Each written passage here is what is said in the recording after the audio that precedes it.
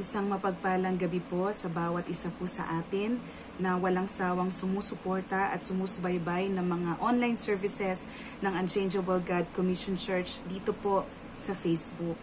Ayan, isang panibagong pagkakataon na naman po ang ibinigay sa atin ng Panginoon para tayo pong lahat ay makapag-aral, muling matuto sa kanyang salita upang sa ganun mas lalo natin siyang makilala. Amen po ba?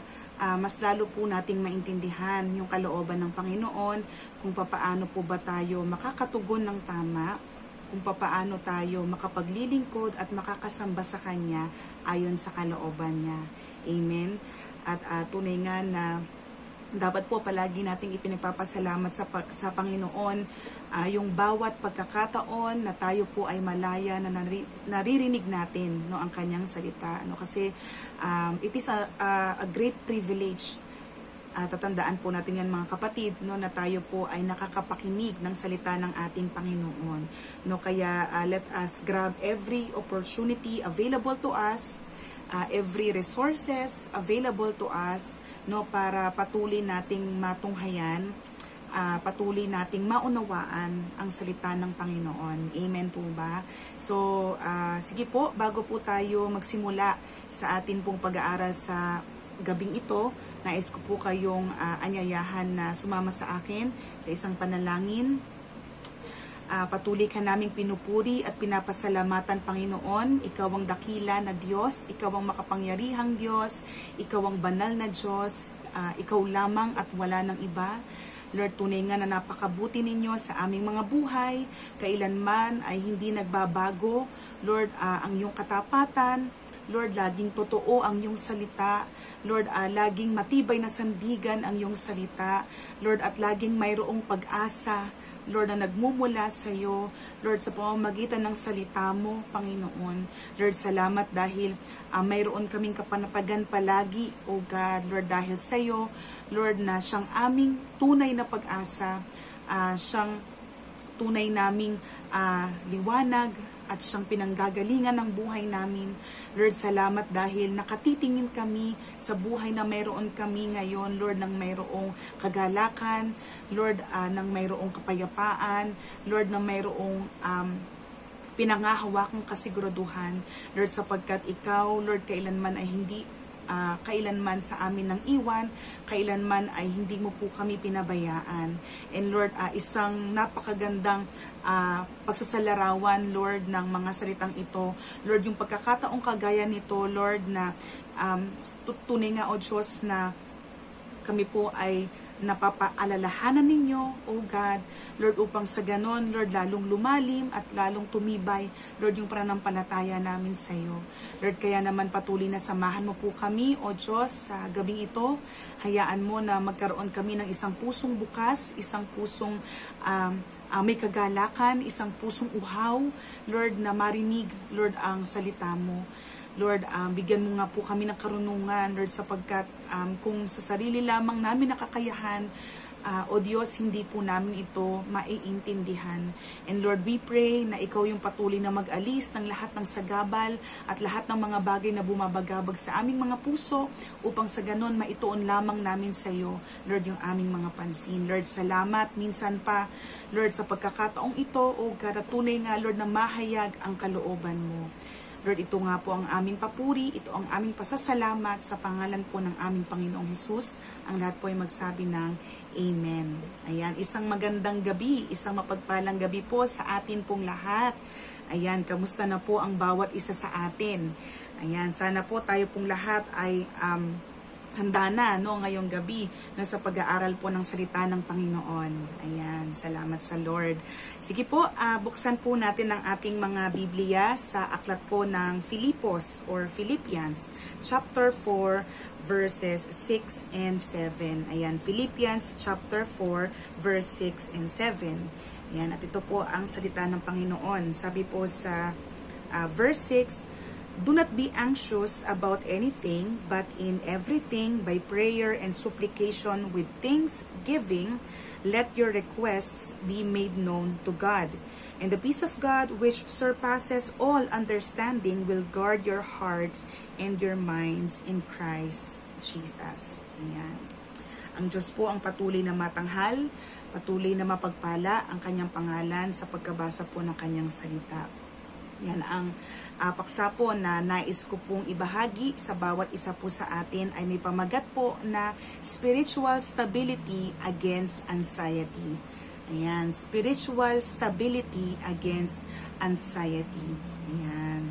So siguro po no, by the title itself, I know that most of us ay mayroon na pong idea no, kung ano yung ating tatalakayin no, sa oras na ito. No, to be spiritually stable in times of trouble, ayan, to be spiritually stable no, to fight against anxiety. Ayan. So syempre no, sa atin pong mga tao no, talagang siguro no, sa ating lahat talagang common denominator natin ng anxiety. No, siguro po walang tao na hindi nakakaranas talaga ng anxiety. No, lalo yung uncontrolled anxiety. No, kahit bata yan, kahit may edad na yan, no, kahit estudyante yan, nagtatrabaho, magulang, asawa yan, no, mayroon tayong mga nagiging anxiety sa buhay. No, meron tayong mga bagay na inaalala o pinagtutuunan ng pansin na isang problema o isang mahirap na sitwasyon. Amen ba? And we know that anxiety o ang pagiging yung kabalisahan at yung patuloy na pag-aalala, alam natin na lagi po itong merong negatibong epekto sa ating mga buhay. No, anxiety never gives us a good life. No, kasi we know that no, hindi ba sabi nga po sa salita ng Panginoon, sa salita ng Diyos no, na it cannot add a single hour no, sa ating mga buhay. In fact, no, it can subtract no, or it can remove no, yung oras no, sa ating mga buhay no. Kasi syempre no, instead na i-allot natin ito to rejoice no, in all circumstances, to be thankful in all situations no, we tend to be anxious. Amen ba? And minsan no, sa sobrang pag-iisip natin no, ng ating mga suliranin, nakakaapekto na ito no, sa ating physical well-being. Amen ba? No, kaya nga talagang maraming kaakibat na sakit no, ang anxiety. No, hindi lamang po siya nagiging mental condition, pero nagmamanifest din po siya no, sa ating physical na pangangatawan. We can develop some heart disease. No, amen po ba? No, alam po natin yan. And even yung mga tao na meron ng talagang mga sakit, no, nagkakaroon ng complications no, because of their anxieties. No, kaya talagang it's a topic or it's an issue na talagang dapat ina-address natin wisely no, and biblically speaking no, kasi nga we can take all the medicines no, against anxiety no, we can do recreational activities no, mag-unwind tayo sa isang remote place, but it can never treat anxiety, di ba? It's just an escape no, dun sa reality ng buhay na meron tayo, but pag bumalik na tayo no, dun sa realidad ng buhay, di ba, ayan na naman ang problema, and ayan na naman din no, anxiety. So we can see no, na talagang antidote no, o ang lunas, ang gamot talaga no, sa anxiety or pagkabalisa ay walang iba kung hindi to approach it no, biblically no, in a spiritual sense no, kasi alam naman natin na talagang ang lahat ng problema ng tao nag-uugat talaga no, sa pinaka problema talaga, which is yung kasalanan no. Yan. So how can we have a spiritual stability against anxiety? Yan. So yan po yung ating matutunghayan no, sa hapong ito or sa gabing ito. And syempre tayong lahat no, we would like to face even the most difficult circumstances of our lives with spiritual stability. No, nais natin talaga na maging spiritually, mentally, physically and emotionally ready tayo kapag tayo ay haharap sa isang pagsubok, di ba? Kasi talagang mahirap talaga no, kapag yung bang ayan pa lang ang pagsubok pero parang laglag ka na, di ba? Parang talunan ka na. So what it takes to be strong in the trying times no, in times of temptation, in times of great trial, of persecution, or in times of great loss, for example in the family, Amen, no? Great loss in our work, ganyan, no? In our career, no? In our ministry, in times of confusions and questions, or in times of distress and illnesses, no? Na ating nakikita, nababasa, or personally na-experience natin, no? Sa ating mga buhay. What it takes, no? To be strong enough, no? To face all these kinds of circumstances in our lives, no? And unahan ko na po kayo, no, that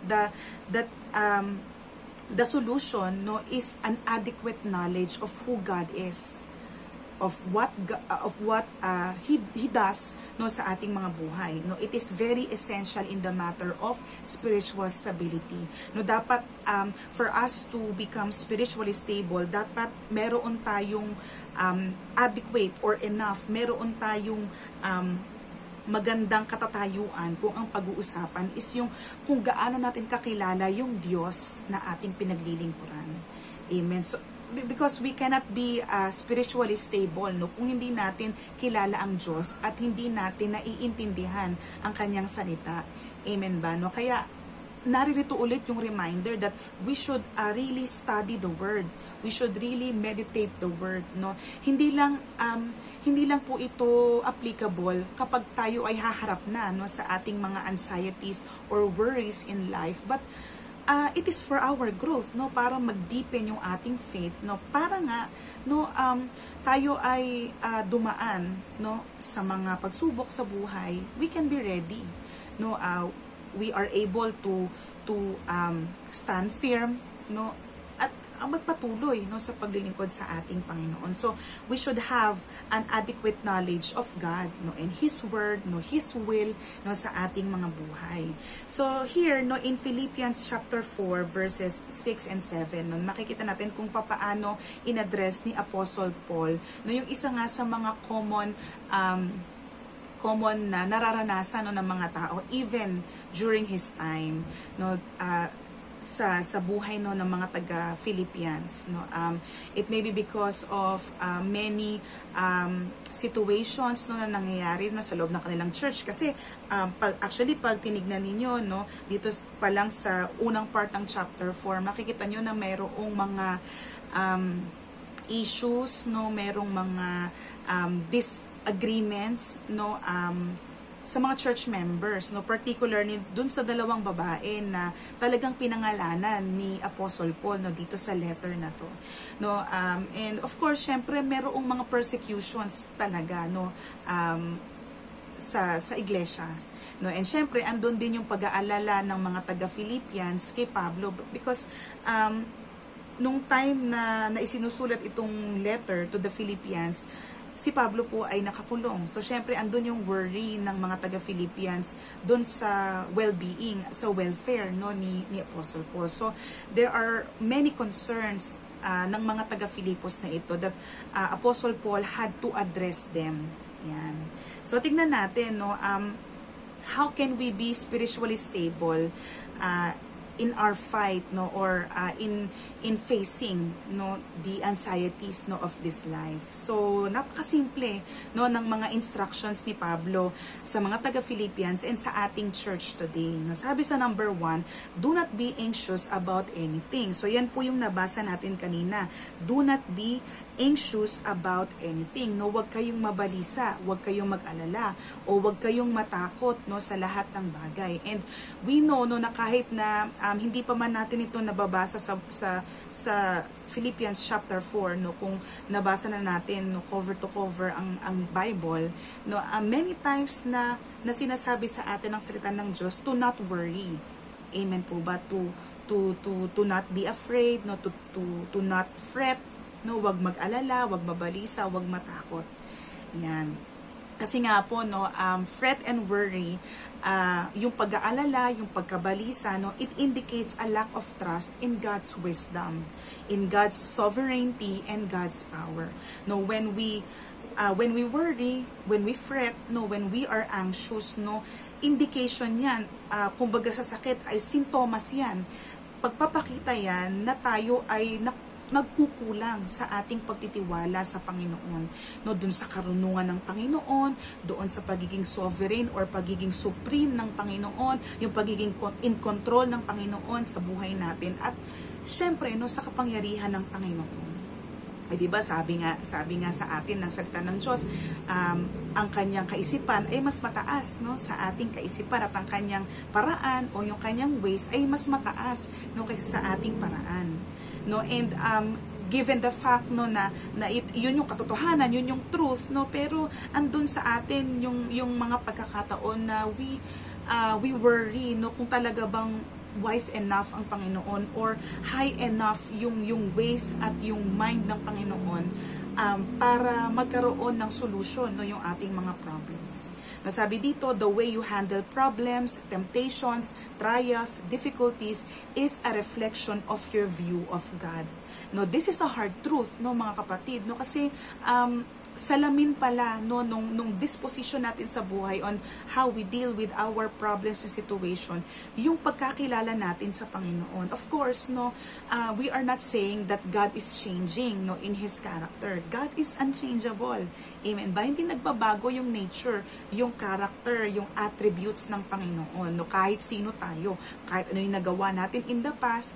Amen. Despite our many sins, no, many transgressions, no, sa mata ng ating Panginoon, hindi nagbabago ang Diyos, no. Kaya lang yung view natin, no, yung nagbabago no. Kaya nga talagang mahalaga yung tamang perspective talaga, no. Kaya talagang pagka mali yung pagtingin natin sa mga situations natin sa buhay and how we handle them, it reflects how little or kumbaga gaano ka konti, gaano ka kaliit no yung tingin natin sa Diyos na buhay. No, this is a hard truth. So if we understand the Lord, who He is, yung kanyang kapangyarihan, yung kanyang mga pangako, yung kanyang kakayahan, yung kanyang layunin, yung kanyang mga plano sa buhay natin, magagawa po nating maintindihan na ang Diyos no, sa kabila ng lahat ng ating mga problema, lagi siyang malapit sa atin. Amen ba? No, lagi siyang nariyan no para sa atin. He is our ever-present help. No, kasi He is an omnipresent God, no, kahit saan naroon siya. Amen. Diba? Yun nga ang sinasabi no, sa Book of Psalms, no? When we wake up, when we lie down, when we go outside, no, when we go home, no, kahit nasaan tayo, diba? Ang presensya ng Panginoon is everywhere. Amen ba? No, kaya nga, diba, makikita po natin dito sa verse 5, no, pagka inatras natin ang basa, sabi doon, the Lord is at hand. No? It does not directly say na sinasabi na ang ating Panginoong Jesus ay yung sinasabing the Lord is at hand kasi malapit na siyang bumalik. No? Although we can consider that, no? Pero ang punto dito ni Pablo, nung sinabi niya na that the Lord is at hand, ang ibig niya sabihin, ang Diyos malapit lang. Ang Diyos ay nariyan lang. Ang presensya ng Diyos ay makakatagpo natin kahit saan. No? Kaya sinabi ni Pablo that we should not be anxious. No, kaya nga kapag naintindihan po natin, mga kapatid, ang lahat ng ito, makikita natin, no, makatanong natin yung ating mga sarili, saan ba talaga nanggagaling, no, yung lahat ng ating fear and worries in life? No, ano ba talaga yung dapat nating ipag-alala no sa Panginoon? Ano ba talaga yung dapat nating ikatakot, knowing that ito yung katotohanan na sinasabi ng Diyos no sa kanyang salita? If we understand that God is sovereign, that God is loving, if we understand that He is in full control of everything in our lives for His glory and for our good, diba? He makes all things work together for our good. No, if we understand that nothing is beyond the control of our Lord, no, if we understand that God is orchestrating everything for eternal purpose, no, we can be rest assured no, in that confident faith, and we are going to be stable in the most serious times. You know, kaya talagang dapat malinaw sa atin that God is sovereign. No, wag lang nating salitain na ang Diyos ang may kontrol ng lahat ng bagay. Ipamuhay natin, mga kapatid. No, kasi ang mahirap sa atin, no, after we pray, no, nag-aalala tayo agad. No, we are not really exercising our faith. Kaya nga, 'di ba, sabi ni Jesus kina Peter, why are you so afraid? Why have you, bakit napakaliit no, ng inyong mga pananampalataya? Hindi po ba? Of course, no, nung sinabi ni Pablo or iniutos ni Pablo na tayo o ang mga taga-Philippians is to not be anxious about anything, it also does not imply a complete lack of concern. Ibig sabihin yung para bang wala ka nang gagawin or wala ka nang pakailam. Na parang, oh Lord, bahala ka na. No, na para bang wala ka nang bahagi na gagawin. Amen.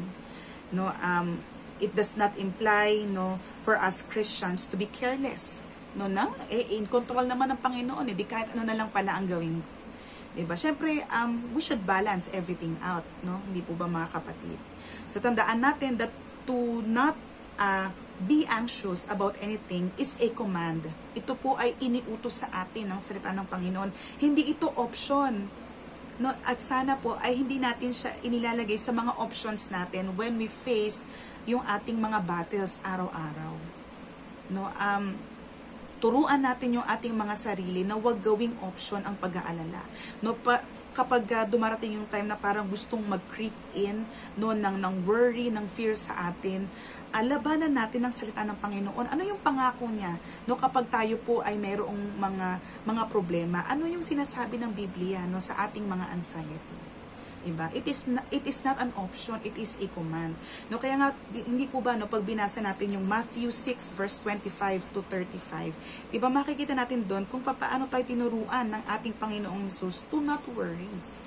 No, meron po akong tatlong bagay no na nasasabihin no in line no dito sa Matthew 6 verse 25 to 35 no kasi medyo mahaba siya and we don't have the luxury of time no to go verse by verse no dito po no sa Matthew, and ang hiling ko po no basahin natin, amen ba, no after this Bible study mga kapatid, no amen po ba, magbasa po tayo, amen. Ayan, so sa Matthew 6, 25 to 35, so makikita natin yung ilang mga mahalagang puntos po doon that maia-apply natin at dapat naman talaga i-apply natin sa ating mga buhay. No, sabi nga doon, no, it is a command to see life more important than our anxieties. No, kaya nga diba, sabi ng Panginoon, no, dito sa Matthew 6, no, verse 25 to 35, diba, sabi nga doon, is not life more important than food and clothing? No, hindi ba mas mahalaga ang buhay no kaysa sa pagkain, no kaysa sa damit? No, kasi baka mamaya no yung mga bagay na wino-worry natin are just trivial matters. Ibig sabihin mga simpleng bagay na pinapakomplikado lang natin or pinahihirap lang natin. No, kasi minsan if we would just admit lamang no mga kapatid no tayo din yung nagpapahirap ng mga buhay natin no kasi syempre ang maglingkod, ang sumamba sa Panginoon, ang magpagamit sa Panginoon ay mahirap na no, and minsan the choices we make, the thoughts we consider, no, the emotions we cannot handle or we cannot manage, tama ba, minsan yun yung nagpapahirap ng sitwasyon no pag talagang mali no yung ating pananaw sa buhay. So it is a command to see life more important than our anxieties. If we do not have the luxury of food or the luxury of clothing, no, but we have something to wear, we have something to eat, no, sa bawat araw. By the way, no, ang Panginoon naman natin hindi nagpapabaya every day. Amen ba? So it is enough, no? And actually, no, ito pong topic din natin na ito, it also teaches us about contentment. No, pagiging satisfied with what we have at kung ano yung tinatangkilik natin sa Panginoon. Amen. Because life is more important than our anxieties. No, the mere fact na tayo ay buhay, na tayo ay patuloy na binubuhay ng Panginoon, and kalakip ng buhay na yon ay may kasamang pag-asa. It is more than enough. Amen. No, it's more than enough, mga kapatid. Then pangalawa, no, it is a command to trust that God already knows our needs. No, 'di ba? Alam naman natin 'yan. Our God is an all-knowing God, no? He knows everything, no? Hindi pa man banggitin ng ating mga labi, pero nalalaman niya ang laman ng ating puso at isip, no? He already knows our needs, kahit hindi nga niya tayo tanungin actually, no? Kaya nga minsan, 'di ba? We should thank God, no, doon sa mga needs na kinakatagpo ng Panginoon kahit hindi natin siya laging hinihingi sa Kanya, no? Because God already knows our needs. No? And ang ating response lamang is to trust Him completely.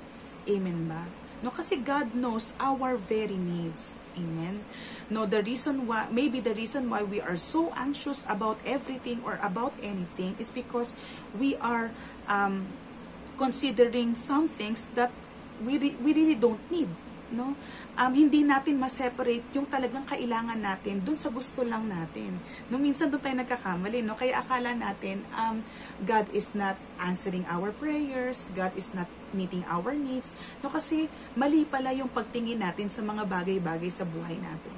Yung akala nating kailangan natin, yun pala it can be considered as wants, no, or pleasure or luxury lang. No, parang extra baggage lang no, sa buhay natin. No, kaya talagang dapat mag-evaluate din tayo, mga kapatid. No, talagang makikita natin mayroong malaking bahagi yung maling pananaw.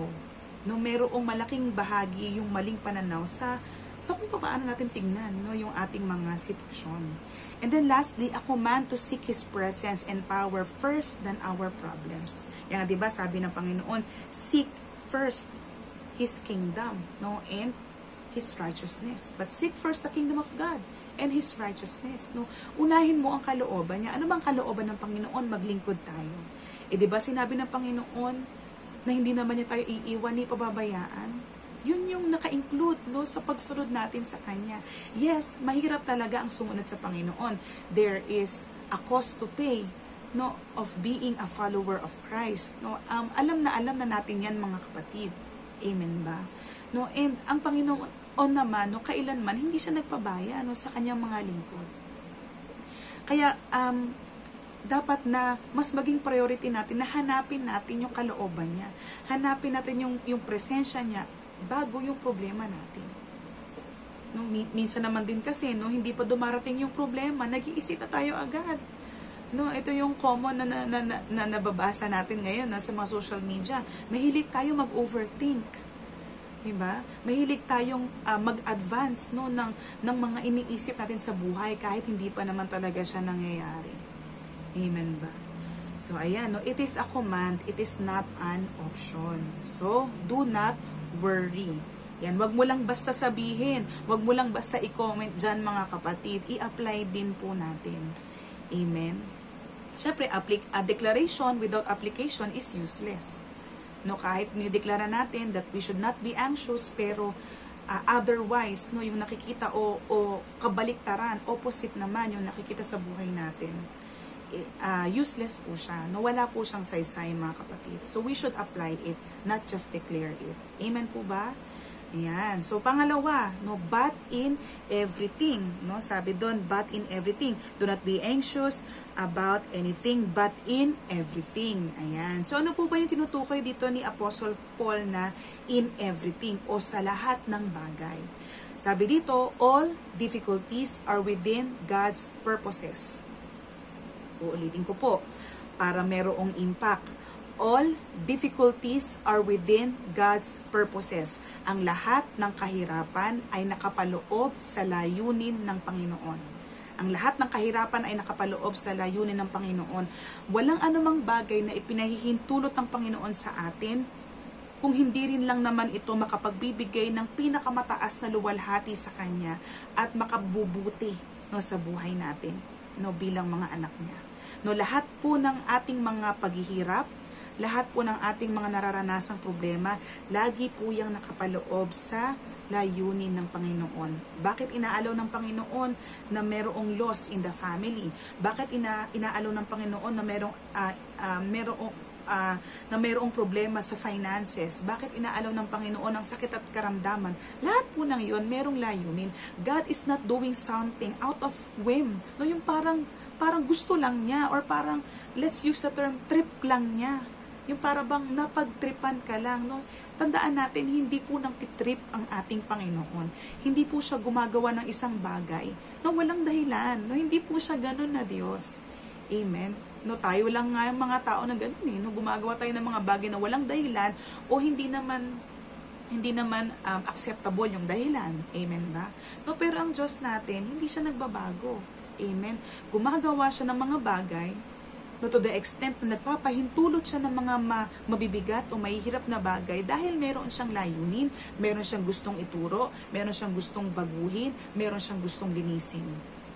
No? Or all of the above. No? Kasi, syempre tayo, bilang mga tagasunod ng Panginoon, we are in the refining stage in every day of our lives. Lagi tayong binabago ng Panginoon. And part talaga ng pagbabago is for us to go through these kinds of difficulties.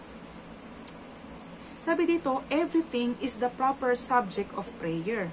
No, yung ang lahat ng bagay, no, yun daw yung dapat na maging subject, no, ng ating prayer. Yun daw yung dapat na maging content o maging laman o maging punto, no, ng ating prayer. Lahat ng bagay. There are not some areas of our lives that are of no concern to God. No, sana po wag nating para bang basura, no, yung parang sinesegregate natin. Ito hindi naman to masyadong kailangang ipag-pray. Kaya pa to. Ito yung pinaka may immediate concern. Tandaan natin, no, lahat ng aspeto ng buhay natin concern ng Panginoon. Anak niya tayo. Amen. At walang magulang na hindi walang magulang na walang concern sa kanyang anak. No, tama ba? No, kasi kung ganoon, sino ang Diyos, no, sa buhay natin, no, kung wala siyang pakialam sa atin. No, kaya yung sinabi, no, dito sa verse 6b that in everything isama natin ng lahat. No, minsan kasi din, no, hindi din natin ma-pinpoint sa Panginoon kung ano yung ating kailangan kasi we are so clouded nung ating mga nakikita na hindi natin tuloy ma-identify kung ano talaga yung pinakakailangan natin kasi tayong mga tao mas pipiliin natin na solusyonan agad kung ano yung nakikita natin o kung ano yung nasa harap natin without even knowing the root o yung cause kung bakit nagsanga-sanga, no, yung mga problema. Hindi po ba? Halimbawa lang, no, bakit ka nagkasakit? No, for many people, no, ang isa sa mga dahilan talaga, lalo kung nagkasakit siya with age, yung bang nung tumanda siya, nagkasakit siya, kumbaga naglabasan ng mga sakit, no, sa kanyang katawan, maaring ito ay epekto ng kanyang lifestyle. 'Di ba? How he eats, no, how he kung paano niya alagaan, no, ang kanyang physical na pangangatawan, no. So ang problema is not just yung community, no, sa kanyang paligid, kasi may pollution, ganyan, no, kasi madumi, no, yung paligid. It's not just that, no, pero yung pala ang pinaka problema is that hindi siya nag-ingat, no, sa kanyang pangangatawan. No, ito yung minsan, no, na nagiging problema sa atin. So we must include everything, no. Bakit din pa tayo nagsasuffer?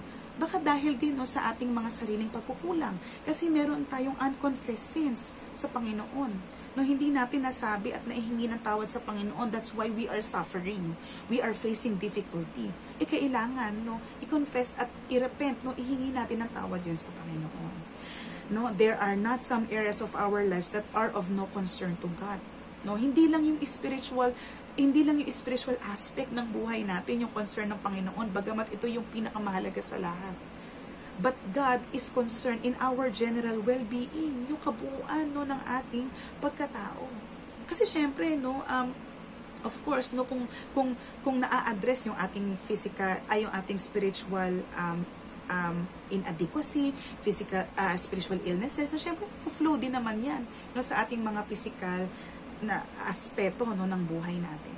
So hindi ba, no, kagaya nga ng sinasabi sa 1 Peter 5 verse 7, we are to cast all our anxieties on Him because He cares for you. Diba? No, hindi sinabi ng Panginoon that cast some or a few of your anxieties, but God is telling us to cast all. Lahat. Ibig sabihin, mula sa pinakamalit hanggang sa pinakamalaki, mula sa pinakasimple hanggang sa pinakakomplikado, we are to cast. Ibig sabihin, parang to throw, no, ibigay, no? Ibigay natin sa Panginoon ang ating mga alalahanin dahil siya ay mayroong malasakit sa atin. Diba? So, nagtutugma sila. Amen ba? So, but in everything, no, casting all, everything. Amen ba? No, lahat. We are to include all things we worry about because God is all the more concerned about all things in our lives. No, meron pong pakialam ang Diyos. Amen ba? He is generously concerned for our well-being. No, kagaya nga ng sinabi ko po kanina. This is why He wants us to be spiritually stable. No? So we can face everything with stable mind, heart, attitude, and emotion. No, kaya nga maganda, no, mga kapatid, no, bago natin ihiling sa Panginoon, no, yung talagang main concerns natin, yung talagang mga main problems natin, una nating hilingin sa Panginoon na, Panginoon, bigyan mo po ng stability yung puso ko. Lord, maging spiritually stable ako. Panginoon, tulungan mo akong mag-delight sa salita mo. Tulungan mo akong lalong tumawag sa iyo. Kasi ito yung mga paraan di ba? Para maging spiritually stable tayo. No, para sa gano'n, no, hindi pa man natin nakikita or maaari, no, hindi natin talaga makita, no, yung sagot sa ating mga panalangin, but we have a stable heart. We have a stable mind. No, so we can think about things, amen, na not just positive things, but things na kalooban ng Panginoon. Amen. Things na makaka-build up sa atin personally, things na makapagbibigay sa atin ng pagkakataong maging testimony o pagpapala sa ibang tao. Amen ba? No, so we can have a stable heart and mind. So we can have a stable attitude. We can have a stable emotion. Diba? A stable behavior towards life. Stable perspective. No, yan ang hilingin natin sa Panginoon. Amen ba? So, yan po yung ibig sabihin, but in everything, we must include everything, all things. Amen po ba? And then lastly, nasabi dyan, by prayer and supplication with thanksgiving, let your request be made known to God. Yan. So, after we include everything, no, lahat ng mga bagay, no, sa ating pagdulog sa Panginoon, sabi dito, by prayer and supplication with thanksgiving. No, nang may pagpapasalamat, no, ipaalam, no, sabihin natin, ipahayag natin sa Panginoon ang ating mga pangangailangan. Gratitude to God accompanies all through prayer. No, kaya nga talagang pagtotoo yung ating pananalangin sa Panginoon. Siyempre, yung walang halong pagbabalat kayo. No, yung bang totoong inaamin natin sa Panginoon na kasi Lord, ito talaga yung kailangan ko. Ito kasi talaga Lord yung pagkukulang ko. Kaya ganito ito. Kaya ganito ako. Kaya ganito yung sitwasyon. No, sabi dito, gratitude to God accompanies all through prayer. No, kung tunay yung naging pagdulog natin sa Panginoon, nag-overflow yung pasasalamat sa atin. Tama po ba? No, and dapat talaga na lagi nating i-include yung pagpapasalamat sa Panginoon. We should thank God, no? We thank God for who He is and what He has done in our lives. Diba? Huwag natin para bang gamitin yung prayer na parang i-blame ang Panginoon. Kasi Panginoon, hindi mo to ginawa. Kaya ayoko magpasalamat. No, huwag pong ganun. No, we should come to God with a thankful heart. Amen po ba? So dito na makikita natin, no, yung mga words like prayer, supplication, request. No? And pag tinignan pala natin, no, meron silang mga konting mga differences. No? Kasi pag sinabi nating prayer, it is a very broad concept. No? Pag sinabi nating panalangin, no, it can mean all of our communication with God. No? Kasi hindi naman lahat ng prayer is about supplication or God's provision, yung paghiling, no, sa Panginoon. It may be a prayer of repentance, no, a prayer of thanksgiving, hindi po ba? No? So, not all prayers naman, no, is about supplication. So, yung supplication, no, ito yung nangangahulugang to directly ask God to do something, no. Hilingin sa Panginoon na, Lord, do something about my situation, do something about my life, do something about my heart, about my mind. No, yung ibig sabihin ng supplication, yung paghiling, no? Yan. Sabi dito, many of our prayers go unanswered because we do not ask God for anything. Here, God invites us simply to let your request be made known. He wants to know. No? Sabi ko nga po kanina, no, at nabasa din naman natin na alam ng Panginoon yung lahat ng ating mga pangailangan, but God wants us, no, to let our requests be made known to Him. Nais ng Panginoon na sambitin pa rin natin. Nais ng Panginoon na ihayag pa rin natin, hilingin pa rin natin sa Kanya. Amen. God already knows our requests before we pray them, yet He will often wait for our participation through prayer before granting that which we request. Diba? No, minsan, baka ang solusyon lang din talaga is lumapit tayo sa Panginoon. No? Ano ba kasi yung dahilan? Bakit tayo nahihiyang lumapit sa Kanya? Anak niya tayo. No? God gave us the opportunity. God gave us the privilege to be called His sons and daughters. No? At sinong anak, no, yung nahihiyang lumapit sa kanyang magulang. No, baka naman din kasi sa tingin natin, no, unanswered yung prayer natin kasi hindi pala natin hinihiling sa Kanya. No? Hindi pala natin dinedefine, no, sa ating prayer yung ating kahilingan o yung ating pangailangan. No? Pwede rin po kasing ganon, no, mga kapatid. No? Kaya nga talagang mahalaga, no, na inihahayag din talaga natin. Amen. Mahalaga na talagang sinasabi natin na ikino-communicate pa rin natin sa Panginoon. No, kasi alam nyo, no, yung ganong klase ng communication, nire-reflect kasi nun kung gaano kalalim yung relationship natin sa Kanya. If you are open to God about anything, no, kahit na parang minsan, para bang napaka-trivial or napaka-simple, no, nung panalangin, but you are still coming to God, no, para ipag-pray yun. Diba? Para bang even on the simplest things, no, sinasabi natin sa Panginoon, yung wala tayong tinatago sa Kanya, wala tayong nililihim sa Panginoon. I think it reflects, no, yung intimacy, yung how intimate we are, no, sa ating ugnayan sa Panginoon. And syempre, no, if we have a thankful heart, no, it also reflects, no, how hopeful and how deep is our faith, no, sa ating Panginoon, and how stable is our trust, no, sa ating Panginoon. No, kasi kahit na hindi mo pa nakikita, no, yung mga panalangin mo, you are already thanking God. Ang sabi nga dito, no, thanksgiving guards us against whining, complaining, no, complaining spirit before God when we let our request be made, no, na sa halip na tayo ay mag-grumble, magreklamo, tayo ay mag-tantrums, no, sa Panginoon, no, yung pagpapasalamat daw, no, ay pinoprotektahan doon tayo nito sa pagko-complain, no, yung pagiging dissatisfied, syempre. No? We really can be anxious for nothing. We really can pray about everything. We really can be thankful for anything. Diba? No, if we come to God with a thankful heart. No, kaya nga, hindi ba? Alam din natin to, diba? Sa 1 Thessalonians 5:18, give thanks in all circumstances. No, ando na naman yung salitang all. No, in every, no, sa lahat ng pagkakataon. Bakit? For this is the will of God in Christ Jesus. No, doon sa tatlo na nabanggit, no, sa 1 Thessalonians 5, no, 16, 17, and 18, di ba? Kasama ito, no, yung pagpapasalamat sa Panginoon.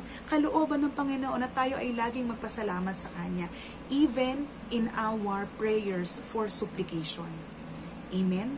No, na kahit na hindi pa natin sinasabi sa Panginoon yung ating mga pangailangan, dapat nagpapasalamat muna tayo.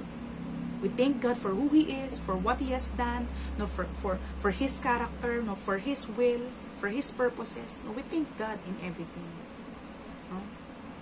So instead of crying out to God in our difficulty with doubt, no, na common na resort, no, ng maraming tao, instead that we cry to God with questionings, with dissatisfaction, with discontent, or blaming God, we cry out to God with what attitude po? Ano ang dapat na maging attitude natin sa ating pagtangis o paghiling, pag-cry out sa Panginoon? We cry out to God with an attitude of gratitude. Attitude of thanksgiving. No? Minsan sasabihin natin, bakit? Bakit kailangan nating maging mapagpasalamat? Because we know that He is the God of promise, who has promised that nothing's ever going come in our life that is too much for us to bear. Amen? No, na walang bagay na dadaan o ipapahintulot ang Diyos sa buhay natin na higit sa kaya nating pasanin. Amen ba? That He is the God of promise who is working all things for your or for our good. Amen? That He is the God of promise who is causing you to suffer a while in order that you might be made perfect. Amen? Na kahit i-allow ng Panginoon yung suffering, pero meron pala siyang layunin, no? Dun sa suffering na yon. Nais ng Panginoon na ma-perfect tayo. Nais ng Panginoon na ma-sanctify tayo, ma-change tayo from glory to glory and grace upon grace. Amen. That you or that we might be settled, that we might be established. Nabasahin po natin, no, yung 1 Peter 5 verse 10. Ano po yung sinasabi doon? 1 Peter 5 verse 10. Sabi po dyan, no? And after you have suffered a little while, the God of all grace, who has called you to His eternal glory in Christ, will Himself restore, confirm, strengthen, and establish you. Amen. No, after all those sufferings, no, ang layunin, ang purposes ng Panginoon is to establish us. Amen. So when we pray and supplicate and request to God in the process of doing all these things, do it with thanksgiving. Ano man yung ating hilingin, no, sa Panginoon, do it with thanksgiving. No, pasalamatan natin ang Panginoon. No, we should be thankful for His purposes, thankful for His providence, thankful for His power, for His promise, for His work that is perfecting us. Amen. We should be thankful for the hope of relief. Amen. Na kahit na ito yung sitwasyon ng mundo natin, ito yung sitwasyon ng paligid natin, but there is hope of relief. Maybe hindi natin siya maranasan in this lifetime, but in eternity, there is an eternal relief awaiting us. Amen ba? We must be thankful for the hope of glory. No, yung status, no, na ating iniintay-intay na makuha, na mapasa atin fully, no, when we go to Him, no, go to heaven. Amen ba? Thankful that it is His will. No, we must be thankful na kalooban ng Panginoon, na maging thankful tayo. Amen. Thankful that He is doing exactly what He wants in our life to accomplish what He wants.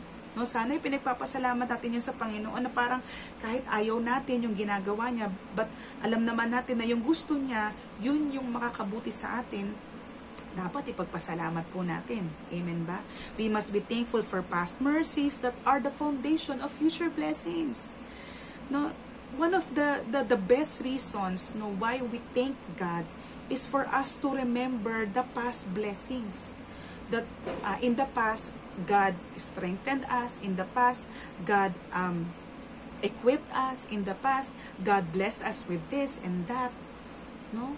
Kasi sabi dito, no, it is the foundation of future blessings when we remember His past mercies.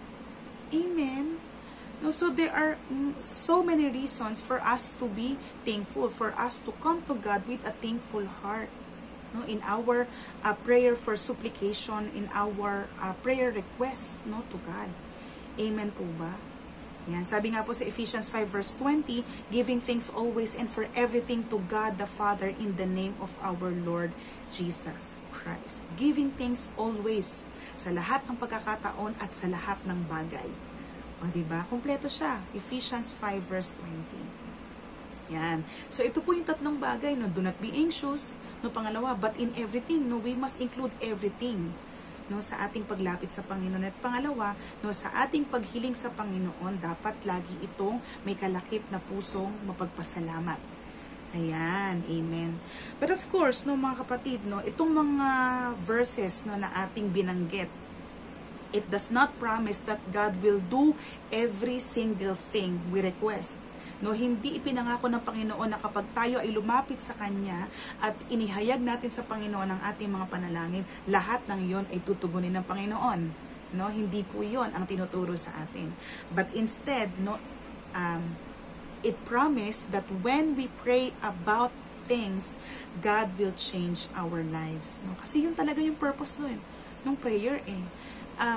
Of course, no, God has the power, God has the ability to change things, to change our situation. Nothing is too impossible for our Lord. Nothing is too hard for Him to do. Amen ba, mga kapatid? No, He can do it even in an instant, in a blink of an eye. Amen? No, kayang gawin ng Panginoon yan. But, there are many times, no, that instead of changing our situation, maybe God wants to change our hearts, our lives first. Or, using that situation, bilang vehicle or bilang instrument na maging sagot na mabago yung buhay natin. Na ang sagot pala doon sa problema natin is mabago yung puso natin. No? Yan. Sabi dyan, when we really pray about our problems and choose to be thankful, God will give us peace. Diba? Ano po ang sabi doon sa verse 7? Sabi dyan, and the peace of God, which surpasses all understanding, will guard your hearts and your minds in Christ Jesus. Hindi ba ito yung great relief, no, sa pagdulog natin sa Panginoon? And ito yung gustong baguhin ng Panginoon sa atin whenever we come to Him in our prayer for supplication. God wants to change our hearts and our minds, no, to have a peaceful heart and a peaceful mind. No, na magkaroon tayo ng kapayapaan, no, hindi lang yung kapayapaan na nangangahulugang the absence of war or conflict, but yung kapayapaan that even in the midst of conflict, even in the midst of your battles, you are at peace, you are resting, you are at rest. Amen? You are still. Amen ba? So yun po, no? Kaya yun yung maganda sa Panginoon, no? All difficult things that God allows in our lives are within God's purposes. So, ang purpose ng Panginoon, no, sa mga problemang ito is for us to come to Him. No, kasi talagang pag may problema tayo, talagang dapat maging resort natin o maging solusyon natin is lumapit sa Kanya. And sa paglapit natin sa Kanya, doon niya itinuturo sa atin yung solusyon. To be at peace, no, to change our hearts, to change our perspective, no, to stabilize, no, our spiritual lives. Amen ba? Magkaroon tayo ng spiritual stability. No, kaya sabi dito, no, being spiritually stable means that we should not be fearful, paranoid, or uneasy. No, kasi pagka sinabing stable ka, kasi hindi ka gumagalaw, no, stable ka. No, parang yung tubig na nasa drum, no, stable lang, 'di ba? Unless na merong mag-tap, 'di ba? We can speak directly with God, the maker of heaven and earth, who has all power and authority, who is in total control of the situation. So, instead of anxiety, ano pong sabi dito? We are to humbly and gratefully approach God with whatever is on our minds. Ano man ang nasa isip natin, no, sabihin natin yan sa Panginoon, no, in the context, no, that we are to come to God with a humble heart and a grateful heart. No, huwag tayong lumapit sa Panginoon na parang nagyayabang pa tayo. No, kasi sabi doon sa tinuro kanina, whatever is on our minds in everything. No, merong condition. We must come to Him humbly and gratefully to God with whatever is on our minds. No, wag niyo pong kakalimutan yon. Mature prayer includes thanking God for what He has done in addition to asking for help in areas of need. Yan, kaya dito nyo din makikita, no, dito nyo rin po ma-assess, mga kapatid, kung yung uri ba ng ating panalangin sa Panginoon is nag-grow. Ibig sabihin, hindi lang puro hiling, no, hindi lang puro reklamo, hindi puro tanong, no, sa Panginoon, kung hindi mga panalangin na puro pasasalamat, puro pagsamba, puro pagpupuri, pagluluwalhati sa Kanya, no, and then tsaka lang i-add yung mga pangailangan. No, kasi yun nga talaga, no, yung isang talagang growing, developing, no, nagde-develop na prayer. No, hindi laging nakatuon sa iyo yung prayer. Hindi laging ikaw yung center ng prayer, hindi ikaw yung subject ng prayer. Amen. No, pero nasi-shift, no, sa Kanya. In His glory, in His greatness, in His holiness, in His goodness and faithfulness, no, we give Him thanks. Amen. Yan. So sabi dito, no, this is the Christian prescription to reduce anxiety in all areas of life. O, diba? No, ito yung antidote, no, the great antidote, no, to anxiety. No, kapag mayroon tayong thankful heart, no, in our prayers to God. Amen. No, and bago ako magtapos, no, nais ko lang banggitin, no, itong what you call this, parang phrase or excerpt, no, sa isang song from Hope Filipino Worship, no, yung magtitiwala. Yan yung title. Sabi dito, sa piling mo, O Diyos, pangamba ko'y naglalaho, ako ay kakapit sa iyo. Sa yakap mo, O Diyos, payapang puso ang nais ko, tanging magmumula sa iyo. Magtitiwala sa iyo, O Panginoon, ikaw ang kailangan, ikaw ang sandigan sa habang panahon. Yan, di ba, no? Napakaganda. No, and lagi natin tong i-meditate, no? Lagi nating panghawakan, no, yung salita ng Diyos, no? Do not be anxious. No, do not be anxious. Amen po ba, mga kapatid? Yan, shall we close po, no, sa panalangin? O Diyos, sa gabing ito, patuloy kami nagpapasalamat sa isang panibagong pagkakataon na tunay nga, O Diyos, mapaalalahanan kami, maituwid kami, mabigyan kami ng kasiguraduhan, Panginoon, Lord, sa pamamagitan ng salita mo. Lord, we thank you, O God, kasi, Lord, tunay nga na tinuturuan mo po kami, Lord, kung paano po kami magkakaroon ng tamang pananaw sa buhay na mayroon kami. Tinuturuan mo po kami, Panginoon, kung paano kami magkakaroon, Lord, ng isang payapang puso, isang payapang kaisipan, Lord, sa buhay na mayroon kami. Lord, salamat dahil tinuturuan mo po kami, O God, na yung pagiging mapagpasalamat, Lord, ito ang gamot, no, sa lahat ng mga pagtatanong, ito ang gamot sa lahat ng mga pagrereklamo, ito yung gamot sa kawalan ng kasiyahan, kawalan ng kakontentuhan sa buhay. Lord, thank you, Lord God, for reminding us, Panginoon, that there is nothing good in being anxious. There is nothing good in worrying, O God. It cannot add a single hour or even a single second or minute in our lives. But rather the opposite, Panginoon. Lord, you want us to see life more important than our anxieties. Lord, you want us, Lord, to trust you fully because you already know what we need. Lord, you want us, Lord, to seek you first, Lord, to prioritize, Lord, serving you first, O God. Lord, because you have promised, Lord, to supply our every needs. And Lord, we know, Lord, that you are enough. Lord, we know that your grace is enough, Lord, for our every need, for our every anxieties, O God, for our every weaknesses, Panginoon. Lord, your grace is enough. Kaya nga, Panginoon, nagpapasalamat kami, Lord, kasi Lord, ginagamit mo pong daan, Lord, ang pag-aaral, Lord, ng salita mo, Lord, for us to remind, Lord, for us, Lord, na matutunan, mapaalalahanan, O God, that nothing can take our joy. Lord, nothing can take the joy that is in us na nagmula sa iyo, Panginoon. Lord, kasi ikaw yung giver ng joy namin. And even though, Panginoon, mayroon mga circumstances, Lord, that we really have to face. Mayroong mga sufferings, O God, that we really have to endure.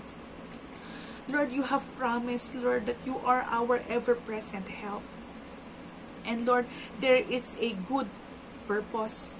You have a great purpose, Panginoon. Lord, kapag pinaparaan mo po kami sa lahat ng mga bagay na ito, kaya Lord, salamat.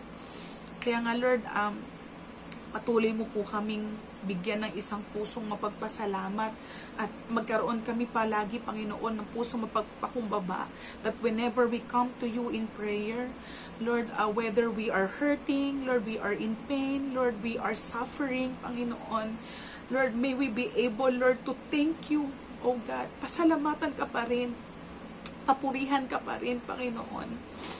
Lord, kasi ito yung kalooban mo, Lord, sa buhay namin. Ito yung bagay na nais mo. Lord, ito yung magpapakita, Lord, kung gaano na kami nag-mature bilang mga lingkod mo.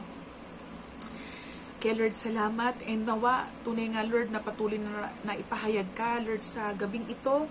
Lord, patuloy na napagpala sila, na enlighten, Lord, at Lord, na equip ang bawat isa, Lord, ng salita mo. Tunay nga Lord na tulungan mo kami, Lord, na hindi lamang namin ito ihayag, pero Lord, tunay na nakikita mo ito, Lord, na ginagawa, Lord, at isinasabuhay namin ito sa bawat araw. Salamat, Panginoon, for the opportunity, for the freedom, O God, Lord, na matunghayan muli ang salita mo. At patuloy, Lord, na nawa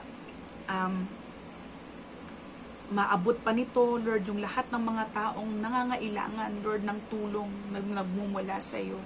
Nangangailangan, Lord, ng pagtuturo na nagmumula sa iyo. Thank you, Jesus. Thank you, Holy Spirit. Ito nga po, Panginoon, ang aming dalangin sa pangalan ng aming Panginoong Jesus. Ang lahat po ay magsabi ng Amen. Ayan, isang magandang gabi po sa inyo pong lahat. Ayan, sana po tayo pong lahat ay napagpala ng salita ng Diyos sa gabing ito. At kung meron po kayo mga prayer requests na nais nyo pong i-share sa amin, na idinudulog nyo din sa Panginoon, na wag po kayong mahihiya na i-share po ito sa amin, because we love to pray for you. At para hindi po kayo mahuli sa mga latest updates and live videos or live streams ng mga online services sa ating page, i-like at i-follow po natin ang Unchangeable God Commission Church dito po sa Facebook. Salamat po ng marami mga kapatid, at magandang gabi, mapagpalang gabi po sa inyo pong lahat.